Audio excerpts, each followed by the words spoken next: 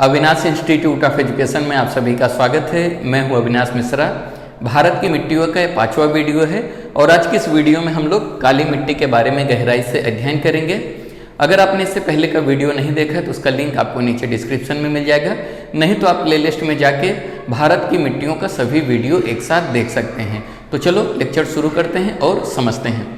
Lecture शुरू करने से पहले आप जरा भारत के मानचित्र पर एक नज़र डालिए और ध्यान दीजिए कि भारत के मानचित्र पर काली मिट्टी का जो विस्तार है कहाँ पर पाया जाता है। तो यहाँ पे मैं नीले कलर का दर्शाया हूँ, ए वाला जो भाग है यहाँ पे काली मिट्टी का विस्तार पाया जाता है। ठीक है, तो आइए समझते हैं। काली मिट्टी को अंग्रेजी में ब्लैक सॉइल कहा जाता है।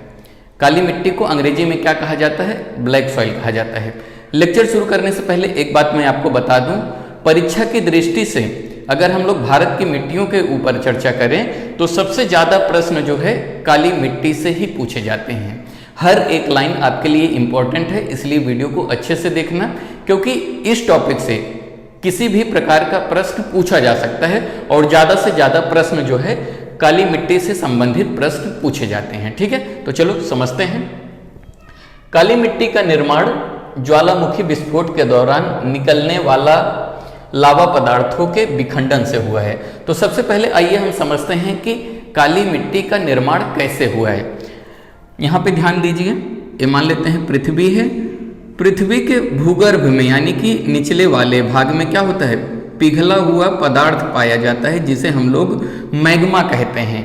मैग्मा क्या होता है? ज्वालामुखी की क्रिया से दरारों के द्वारा बाहर आ जाती है और वही पिघला हुआ जो पदार्थ होता है जिसे हम लोग मैग्मा कहते हैं, जब वो पृथ्वी के बाहर आ जाती है सतह पर आने के कारण ठंडा हो जाती है और ठंडा होके वो क्या होती है? चट्टानों में परिवर्तित हो जाती है और वही जब चट्टानें विखंडित हो जाती हैं यानी टूट जाती हैं, उसके टूटने से जिस मिट्टी का निर्माण होता है उसी को हम लोग काली मिट्टी कहते हैं। फिर से आप समझो, यहाँ पे काली मिट्टी का निर्माण जो है ज्वालामुखी विस्फोट के दौरान, यानी जब ज्वालामुखी का विस्फोट होता है तो पृथ्वी के धरातल से या गर्भ से पिघला हुआ मैग्मा बाहर आता है जिसे हम लोग लावा कहते हैं। लावा क्या होता है? ठंडा हो जाता है।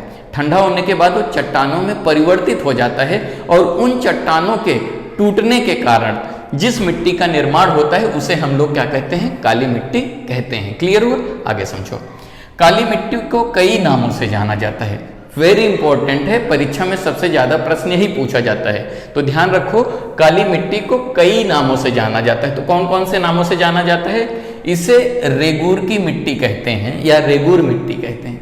आपसे प्रश्न पूछ लिया जाएगा रेगूर मिट्टी किसे कहा जाता है, तो ध्यान रखना काली मिट्टी को ही रेगूर मिट्टी कहा जाता है। इसे जो है कपास की मिट्टी कहा जाता है, क्योंकि इस मिट्टी में कपास की खेती सबसे अच्छी होती है, इसीलिए इस मिट्टी को कपास की मिट्टी कहा जाता है। तो याद रखना, अगर आपसे प्रश्न पूछा जाए कपास की मिट्टी किसे कहा जाता है तो ध्यान रहे काली मिट्टी को ही कपास की मिट्टी भी कहा जाता है। कई नामों से जाना जाता है, आगे बहुत सारे नाम हैं। ट्रॉपिकल ब्लैक अर्थ, इसे और एक नाम से जाना जाता है ट्रॉपिकल ब्लैक अर्थ। इसे हम लोग लावा मिट्टी भी कहते हैं। क्यों? क्योंकि इसका निर्माण जो है लावा के निकलने से हुआ है, इसीलिए हम लोग इसे लावा मिट्टी भी कहते हैं। उत्तर प्रदेश में इसे करेल मिट्टी कहा जाता है। कभी कभी पूछ लिया जाता है आपसे प्रश्न कि उत्तर प्रदेश में काली मिट्टी को किस नाम से जाना जाता है, तो ध्यान रखना उत्तर प्रदेश में काली मिट्टी को करेल मिट्टी के नाम से जाना जाता है। तो काली मिट्टी के कई नाम हैं। कौन कौन से नाम हैं? रेगूर मिट्टी, कपास मिट्टी, ट्रॉपिकल ब्लैक अर्थ, लावा मिट्टी या करेल मिट्टी। ठीक है, इसके बहुत सारे नाम हैं। एक नाम और है, यहाँ पे ध्यान दो, तथा अंतरराष्ट्रीय रूप से इसे उष्णकटिबंधीय चरनोजम कहा जाता है। तो आपसे इसे प्रश्न पूछा जाएगा कि अंतरराष्ट्रीय स्तर पर काली मिट्टी को किस नाम से जाना जाता है, तो आप क्या लिखोगे? उष्णकटिबंधीय चरनोजम मिट्टी कहा जाता है। या आपसे पूछ लिया जाएगा उष्णकटिबंधीय चरनोजम मिट्टी किसे कहा जाता है, तो ध्यान रहे काली मिट्टी को ही कहा जाता है। तो काली मिट्टी के बहुत सारे नाम हैं, आपको इस पे ध्यान देना है। ठीक है, आगे समझो। इस मिट्टी का विस्तार जो है लगभग 5.46 लाख वर्ग किलोमीटर तक फैला हुआ है। तो इस मिट्टी का विस्तार कितना है, कभी कभी भी पूछा जा सकता है, तो ध्यान रखो 5.46 लाख वर्ग किलोमीटर पर ये भारत देश में फैला हुआ है। अगर हम प्रतिशत की बात करें तो ये भारत देश में 16.6% भूभाग पर फैला हुआ है। ठीक है। प्रतिशत की दृष्टि से देखोगे तो कितना है, 16.6% भूभाग पर भारत में ये विस्तृत है या फैला हुआ है। आगे समझो।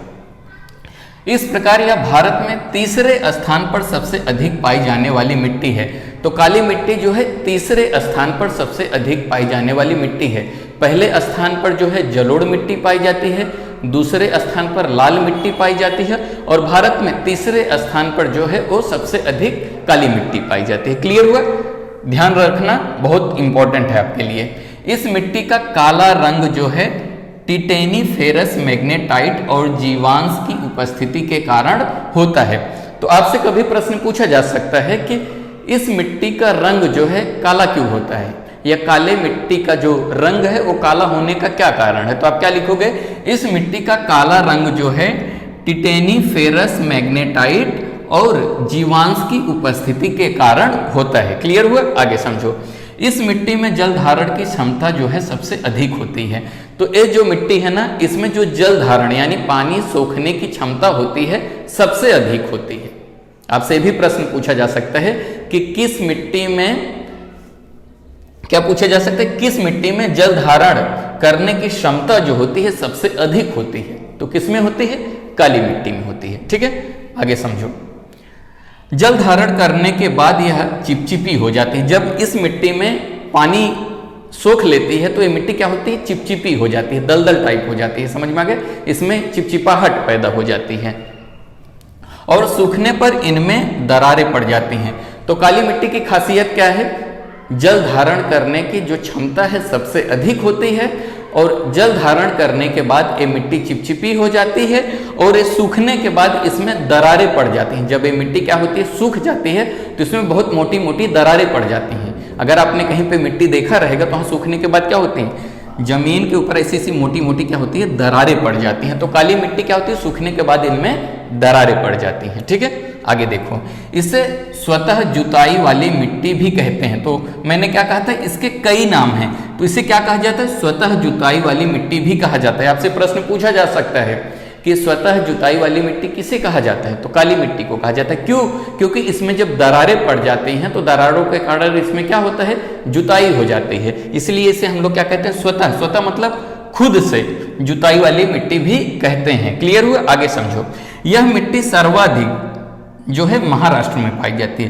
तो इस मिट्टी का विस्तार जो है सबसे अधिक कहाँ पे पाई जाती है, महाराष्ट्र राज्य में पाई जाती है। उसके बाद जो है मध्य प्रदेश, गुजरात, राजस्थान, आंध्र प्रदेश, कर्नाटक, तमिलनाडु एवं उत्तर प्रदेश राज्यों में पाई जाती है। उत्तर प्रदेश में बहुत थोड़ा सा पाई जाती है और सबसे अधिक जो है महाराष्ट्र में पाई जाती है। तो याद रखना, कभी कभी आपसे प्रश्न पूछा जा सकता है कि काली मिट्टी कौन कौन से राज्यों में पाई जाती है। तो आप लिखोगे सबसे ज्यादा जो है महाराष्ट्र, मध्य प्रदेश, गुजरात, राजस्थान, आंध्र प्रदेश, कर्नाटक, तमिलनाडु और थोड़ा बहुत जो है उत्तर प्रदेश के राज्यों में पाई जाती है। आगे समझते हैं। यह मिट्टी जो है कपास की खेती के लिए बहुत अच्छी होती है। तूर का मतलब क्या होता है, दाल होता है ना, अरहर भी कहते हैं उत्तर प्रदेश में, उसे हम लोग तूर कहते हैं। समझ में आ गया? तूर के खेती के लिए, सोयाबीन, तिलहन, खट्टे फलों के लिए, चना के लिए, इन सब खेती के लिए बड़ी उपयुक्त होती है जो काली मिट्टी होती है। आपसे प्रश्न पूछा जा सकता है काली मिट्टी जो होती है किन अनाजों या किस खेती के लिए उपयुक्त होती है। तो आप लिखोगे कपास, तूर, सोयाबीन, तिलहन, खट्टे फलों, चना की खेती के लिए जो है ये मिट्टी काफ़ी अच्छी होती है। इस मिट्टी में जो है नाइट्रोजन, फास्फोरस तथा जैविक पदार्थों की कमी पाई जाती है। तो इस मिट्टी में किन पदार्थों की कमी पाई जाती है, नाइट्रोजन, फास्फोरस, जैविक पदार्थों की कमी पाई जाती है। क्लियर हुआ? वीडियो कैसा लगा कमेंट करके जरूर बताइएगा। ऐसे बहुत सारे वीडियो पाने के लिए कृपया इस चैनल को सब्सक्राइब कीजिए। वीडियो देखने के लिए धन्यवाद।